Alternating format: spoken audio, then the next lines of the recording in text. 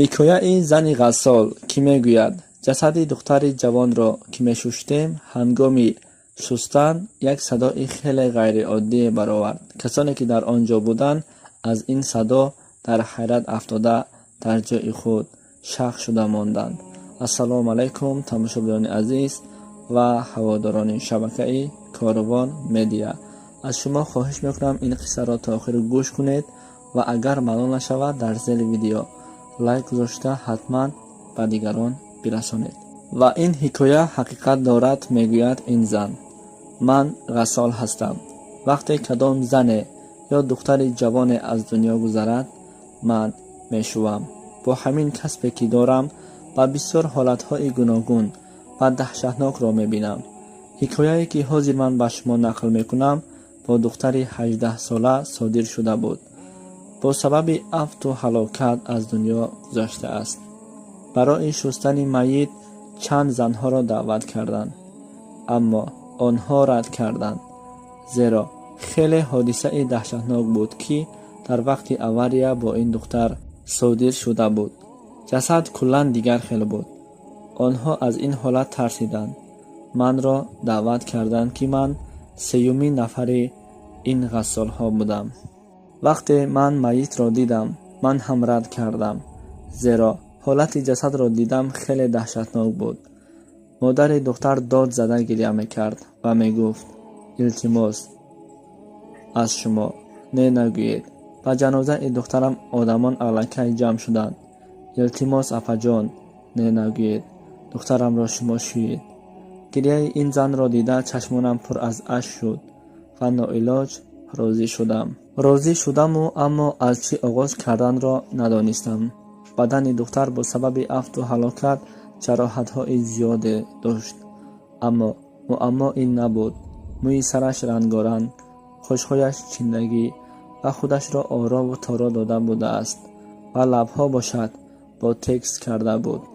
ناخن‌های دستش ناخن صنعی بوده، دراز بود. بسم الله گفته شستن را شروع کردم. همین طور رویش را شستم. چشم و نیجه ها را از کسمت زیاد تازه کردم، اما چنان خود را رنگ و بار کرده بود که با شستن رنگ ها نمی رفت. اما علاج کرده رویش را از کسمتکه های زیاد، همین خیل لبانی که با تکس کرده بود، کوشش کردم که با تکسی کردهش را نیست کنم، اما نتوانستم. بعداً ناخن دستانش را خواستم گرفته پرتایم، اما نشد. به آب جوشیده انداختم. با یک علاج ناخن‌های صنعی‌اش را نیز گرفتم. اگر ناخن‌هایش را نمی گرفتم غسل کردن برایش نمی شد.